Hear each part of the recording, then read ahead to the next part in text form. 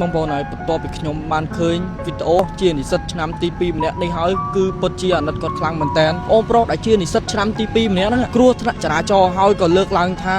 ខ្លួនគ្មានលុយទេទំបីតែសម្លៀកបំពាក់នៅក្នុងការសិក្សាហ្នឹងក៏គ្មានដែរគាត់បានលើកឡើងថាខោដែលគាត់ពាក់សិក្សារាល់ថ្ងៃហ្នឹងគឺជាខោឪពុករបស់គាត់ហ្នឹងមុនដែលគាត់ស្លាប់ទៅហ្នឹងគាត់ចែកខោហ្នឹងឲ្យដើម្បីទុកពាក់សិក្សាហើយសួរគាត់ថាហេតុអ្វីបានមិនដូរគាត់ថាគ្មានថវិកាដើម្បីទិញសម្លៀកបំពាក់ថ្មីដើម្បីពាក់សិក្សានោះទេបាទ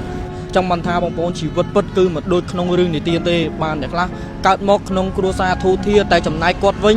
គឺកើតមកមិនធូរធារហើយបែរជាឪពុកស្លាប់ចោលទៀតបាទប្រិមិត្តមានសុំលុយចែកបងស្រីតែ 5,000 ទេសម្រាប់ចាក់សាំងជីទៅរៀនអត់អីញ៉ាំអត់អីហូបក៏អត់សំខាន់ដែរឲ្យតែបានទៅរៀនសាប៊ូកក់សក់ Star Care នាំចូលពីប្រទេសអង់គ្លេសផ្កាឈូកព្យាបាលសក់ខូចពណ៌ខៀវព្យាបាលសក់ឡើងព្រេងពណ៌លឿងព្យាបាលសក់អង្គែពណ៌ស្វាយព្យាបាលសក់ជ្រុះទំនុកចិត្តសម្រាប់អ្នកប្រើប្រាស់ចុះថ្ងៃបងសិក្សាឆ្នាំទីប្រហែលដែរផ្នែកអីគេដែរខ្ញុំជានិស្សិតឆ្នាំទី2 semester 2សិក្សាទៅលើជំនាញ Information Technology Engineering បាទនៅសាលាណាដែរបង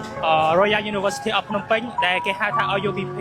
បាទគ្នាមានលទ្ធភាពគ្នាមិនមែនជិះម៉ូតូចាស់ចឹងទេបងខ្ញុំនិយាយដដែលសុំឲ្យតែចូលមកដល់ស្រ័យអត់មានសំណងច្រើនតែម៉ូតូវាចាស់អត់មានសុំអីទេម៉ូតូហ្នឹងបងគេបងស្រីបងខ្ញុំទៀតបងខ្ញុំឲ្យខ្ចីជិះទៅរៀនចាក់គ្នាពីមុនជិះកង់ហើយនៅតែជួបមួយមិត្តភក្តិដល់ចឹងអាណិតបងពេលថាបងអើយមកនៅមួយបងមកមានហូបមានអីគ្រាន់បានចាំចឹងណាបងហើយជិះកង់វានិស្សិតឆ្នាំទី2ហើយយកជិះកង់វាអាណិតអូនពេលសុខចិត្តឥឡូវណាមកធ្វើមកផ្ទះបងមកបងមានម៉ូតូចាស់មួយឲ្យបងជិះទៅធ្វើជិះទៅរៀនទៅបាយមកហូបលុយអីលើបងជីវិតតស៊ូខំប្រឹងប្រែងរៀនសូត្រមានម៉ូតូមួយគ្រឿងសម្រាប់ជិះទៅរៀនហើយកូនកំព្រាទៀតបងប្អូនយកអារម្មណ៍មួយនេះហើយនិស្សិតមកភ្នំពេញណាតស៊ូអាចហើយចុះឥឡូវហ្នឹងម៉ូតូក៏បានកិនតិចហើយឥឡូវហ្នឹងយើងត្រូវបន្តសិក្សាទៀតឬក៏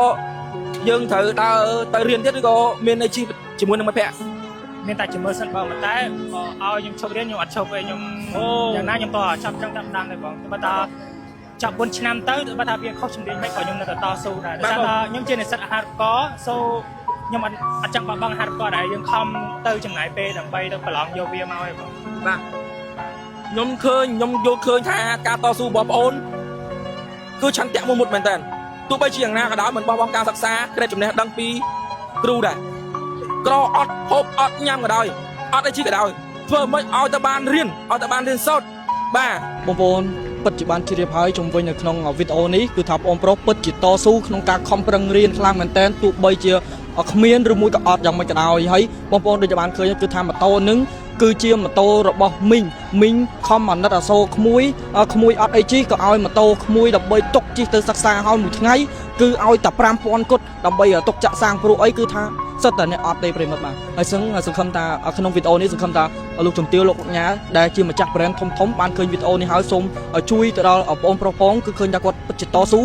ក្នុងការរៀនសូត្រខ្លាំងមែនតើទោះបីជាអត់យ៉ាងម៉េចក៏ដោយបាទគឺឃើញមីងរបស់គាត់រៀបរាប់ហើយគឺពិតជាអាណិតគាត់កាន់តែខ្លាំងមែនតើគឺមួយថ្ងៃបានត្រឹមតែ 5,000 ប៉ុណ្ណោះហើយទឹកគឺច្រកពីផ្ទះដើម្បីយកទៅស្ផឹកនៅឯសាលាបាទប្រិមិត្តបាទគឺគួរឲ្យអាណិតគាត់ខ្លាំងមែនតើអញ្ចឹងសង្ឃឹមថាវីដេអូនេះសង្ឃឹមថាអុកញ៉ានិងលោកជំទាវដែលជាម្ចាស់ brand ធំបានឃើញនិងសូមជួយទៅដល់បងប្រុសផងបាទគឺគាត់ជាធនធានមនុស្សដ៏ល្អម្នាក់ដែលគាត់ខំប្រឹងសិក្សាបាទប្រិមិត្តបាទហើយអញ្ចឹងជុំវិញព័ត៌មាននេះខ្ញុំបាទក៏មានអ្វីច្រើនដែរគ្រាន់តែចង់ជម្រាបជូនបងប្អូនដែលបានជ្រាបតែប៉ុណ្ណេះបើសិនជាមានអ្វីផ្ថែមខ្ញុំបាទរតនារួមទាំងក្រុមការងារនិងអាប់ដេតជូនបងប្អូនឲ្យជាបន្តផងដែរបាទសូមអរគុណនិងសូមគោរពលា